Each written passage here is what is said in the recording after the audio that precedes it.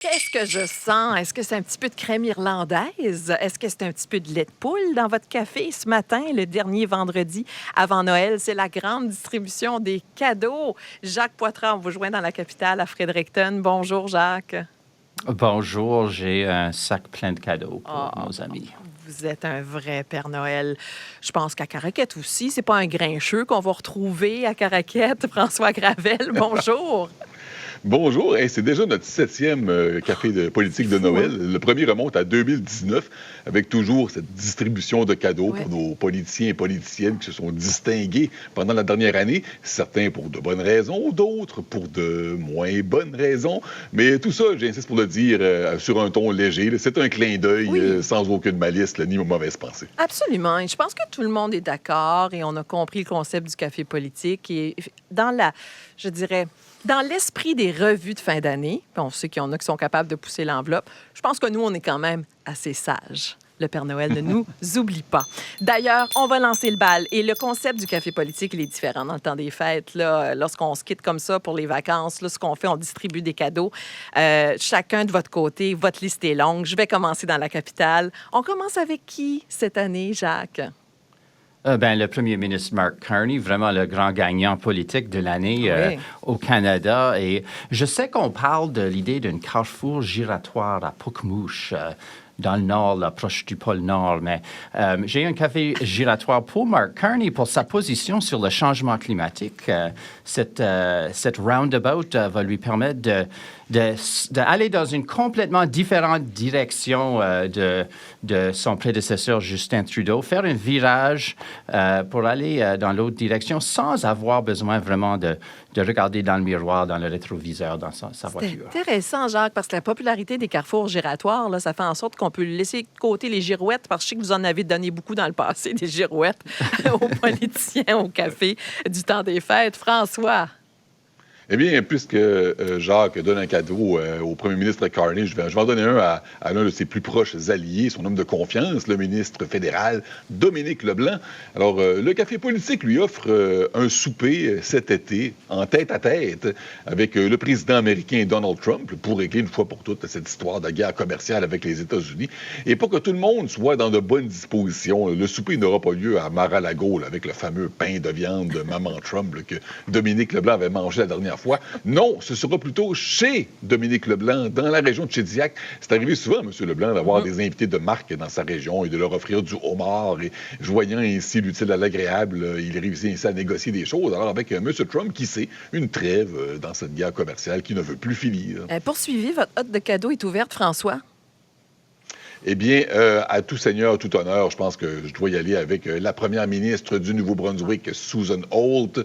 L'année dernière, je lui avais offert, Martine, un ensemble de constructions en prévision des multiples chantiers qui attendaient son gouvernement. C'est un petit peu dans la même veine cette année. Le café politique va lui offrir à Mme Holt un ensemble, oui, mais de travail dans la forêt pour bûcherons. Le cadeau comprend une grosse veste carottée rouge traditionnelle, mais surtout, l'uniforme est accompagné d'une hache et d'une grosse scie. Elle en aura bien besoin, Mme Holt, elle qui vient d'annoncer dans les derniers jours son intention d'imposer des coupes d'importantes compressions budgétaires en 2026. Elle a évoqué de réduire de 10 à 15 % les dépenses des ministères, ce qui est énorme. Les gens ne réalisent pas. Là, on ne parle plus ici de restreindre certaines dépenses, mais de carrément supprimer des programmes. Des coups de scalpel ne suffiront pas. La hache de bûcheron sera nécessaire. Mais attention, le paquet cadeau comprend une scie traditionnelle, oui, mais pas une tronçonneuse, parce qu'après tout, on veut éviter les comparaisons douteuses avec le nouveau président de l'Argentine qui avait fait de la tronçonneuse le symbole de son gouvernement. Oh, les lutins m'indiquent que vous avez aussi, Jacques, un cadeau pour la première ministre. Je vais rester avec le fédéral pour l'instant parce que j'ai un cadeau sur le même thème avec du homard. J'ai une caisse d'homard du quai du Richelieu pour le député fédéral de Fredericton, David Miles, parce que avec toutes les surprises qu'on a vues en 2025, j'attendais pas que David Miles à Fredericton allait gagner une plus grande majorité que Dominique Leblanc, le soi-disant château fort de Beauséjour. M. Miles a gagné avec 61,3 % de la vote dans cette dans cette campagne électorale axée sur l'impact de Donald Trump et les tarifs. Alors, oui, un peu d'homard de Kent pour M. Miles. OK, on se transfère les records, finalement, de plus grande majorité entre les deux. Poursuivez, Jacques. Est-ce que le Père Noël de Fredericton est généreux cette année? Oui, j'ai aussi des bols de popcorn pour les députés libéraux de l'arrière-ban, les backbenchers qui ne sont pas des membres du cabinet. Il y a tellement de talent chez l'arrière-ban de Susan Holt. On a deux ex-maires, un ancien membre d'un conseil d'éducation, un ancien ministre de Santé, un ancien président du SANB, un ancien président de l'Association des enseignants du Nouveau-Brunswick. Beaucoup d'options pour Susan Holt et une façon qui le permet de garder un peu de discipline sur son cabinet, parce que si une ministre fait une erreur ou tombe dans un scandale, ça va être très facile de trouver quelqu'un capable de les remplacer. Sauf que Mme Holt m'a dit dans notre entrevue la semaine passée qu'elle prévoit aucun remaniement ministériel pour 2026, je m'excuse. Alors, ces députés-là seront obligés de rester dans leur siège, manger du popcorn et surveiller la drame politique. Mais des fois, les remaniements, c'est pas toujours planifié. Hein? Des fois, ils sont nécessaires. C'est pas toujours prévu. Absolument. C'est pas toujours prévu. Allez-y, mon cher François, on continue la grande distribution des cadeaux. C'est l'édition spéciale du Café politique de fin d'année. J'ai pensé, moi aussi, à quelque chose pour le caucus libéral. Le Café politique, Martine, lui a préparé une vidéo des meilleurs moments dans les dernières années, et non pas du gouvernement libéral, mais des 6 années du gouvernement Higgs. Et ça lui sera très utile, alors que le gouvernement Holt entrera l'année prochaine dans une phase délicate de son mandat. Il va approcher de la mi-mandat, la lune de miel avec les électeurs va s'achever. Il y a un budget très difficile qui s'en vient, d'importantes compressions budgétaires. Le risque est réel de voir le niveau de popularité des libéraux chuter. Alors, pour contrer ce phénomène, les députés et ministres libéraux pourront diffuser avant chaque discours cette vidéo, comprenant les moments les plus controversés du règne de Blaine Higgs, avec notamment des segments sur la réécriture de la politique 713, la tentative chez les anglophones de supprimer le programme d'immersion française dans les écoles, et bien plus encore. C'est un truc vu comme le monde pour les politiciens de blâmer l'administration précédente. Et grâce à ce cadeau très utile, les libéraux pourront rappeler leurs critiques, qui seront certainement plus nombreuses l'année prochaine que cette année, les raisons pour lesquelles ils ont voté pour changer de gouvernement l'année dernière. Façon assez originale, effectivement, mais d'appliquer ça à un truc vieux comme le monde, de blâmer les prédécesseurs, vous l'avez bien dit. Eh oui. Jacques, de votre côté, on poursuit. Ben, j'ai une carte cadeau du Big Stop, une carte pour l'essence pour les fonctionnaires du département d'énergie, les analystes chez la Commission de l'énergie, tous les experts qui ont passé tout 2025 sans avoir remarqué qu'un simple changement du règlement permettrait une réduction dans le prix d'essence qu'on a vu cette semaine. Et avec l'argent que j'économise sur l'essence, je veux aussi acheter un café du Big Stop pour cet adjoint politique de Mme Holt, que selon elle, a trouvé cette possibilité dans une phrase dans les règlements. Elle identifie toujours pas qui ce que c'était dans son bureau qui a fait cette découverte.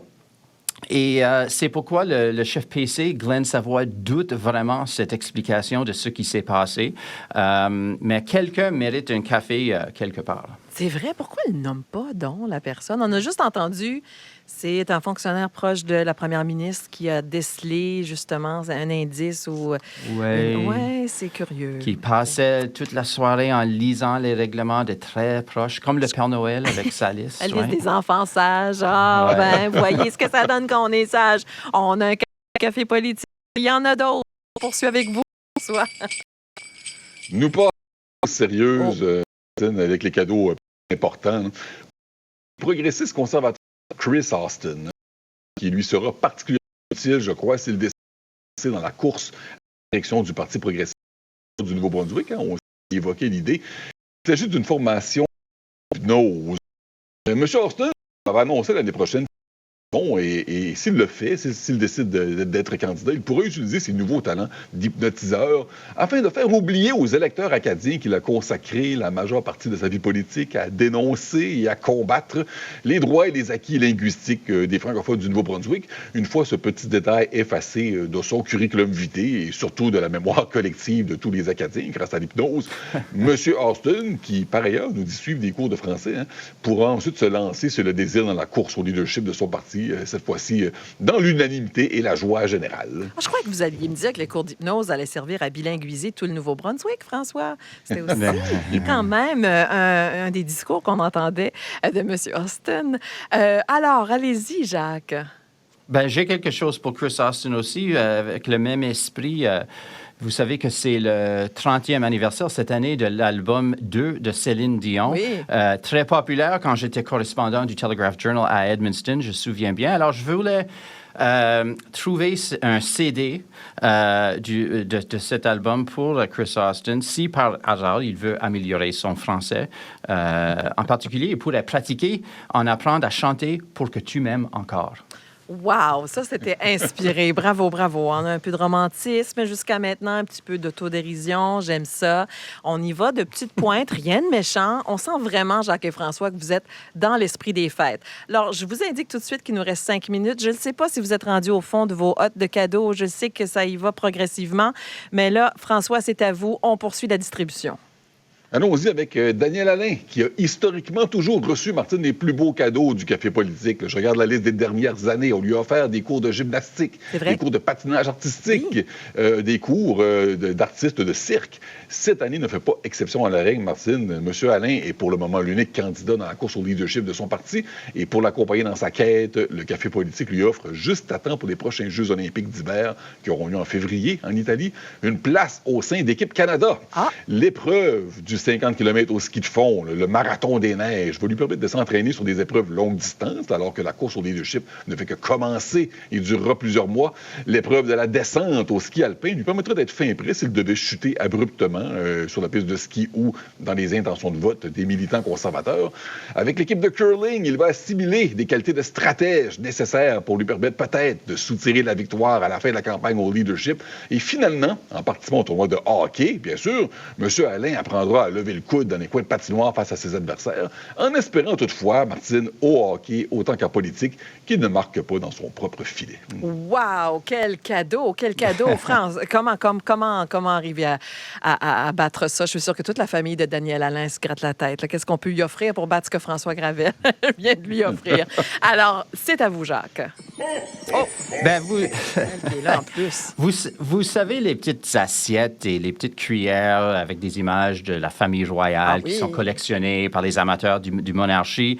Ben, je propose une assiette avec l'image de Justin Trudeau pour donner à la Société acadienne du Nouveau-Brunswick pour reconnaître que si la société gagne leur cause à propos du lieutenant-gouverneur unilingue aux Cours suprêmes, ça sera grâce à cette prince canadien Justin Trudeau qui a nommé un lieutenant-gouverneur unilingue qui a permis la société de lancer cette poursuite en cours. Alors, peut-être une petite cuillère en or aussi avec une petite image de Justin Trudeau, peut-être avec Katy Perry aussi, la nouvelle princesse du Canada. Je me demandais si son nom allait surgir dans le café des fêtes de cette année.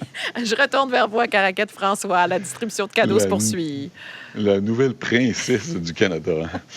Wow. Oui, Meghan Markle peut retourner chez elle. Là, je veux dire, on avait nourri des espoirs que les deux allaient s'installer à Vancouver. Puis, écoutez, ça a été la déception. Alors, peut-être que ce sera le deuxième choix, qui sait.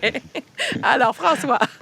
Alors, pour le prochain cadeau, je me suis inspiré du ministre de la Santé, John Dornan, qui, rappelez-vous, Martine, a passé 24 heures dans la salle d'attente d'un service d'urgence pour se mettre à la place des patients. Une expérience qui a fait beaucoup réagir. Et je me suis dit, mais pourquoi ne pas permettre à d'autres ministres de vivre une telle expérience en lien avec leur propre ministère? Alors, j'ai commencé avec Claire Johnson, ministre de l'Éducation, qui passera 24 heures, elle, non pas dans une urgence, mais dans une bibliothèque scolaire. On sait que plusieurs bibliothécaires ont été victimes des compressions budgétaires, ont perdu leur emploi, certains d'entre eux.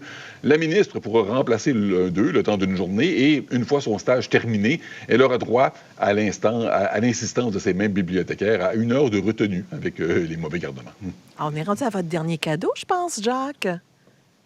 Mon dernier cadeau, c'est des batteries pour tout le monde impliqué dans la bataille à propos du central de gaz de Tantramar, soit la direction d'énergie Nouveau-Brunswick, soit la première ministre qui me disait cette semaine qu'elle cherche encore des sites alternatifs, soit les résidents qui s'opposent. Tout le monde aura besoin de beaucoup d'énergie dans 2026 pour cette marathon politique qui s'en vient avec des audiences de la Commission d'énergie en février. La compagnie menace de retirer s'il n'y a pas de décision avant avril. Une grande lutte politique qui nécessite beaucoup d'énergie de tout le monde. Alors, des batteries partout, pour tout le monde. Et je pense que ça va beaucoup mobiliser le début de notre année 2026, ce dossier, bien sûr. Absolument. Et je pense que le fond de votre hôte de Père Noël est un petit peu plus profond de vous, François. Alors, je vous laisse aller en rafale pour ce qui reste à offrir pour cette saison des fêtes 2025.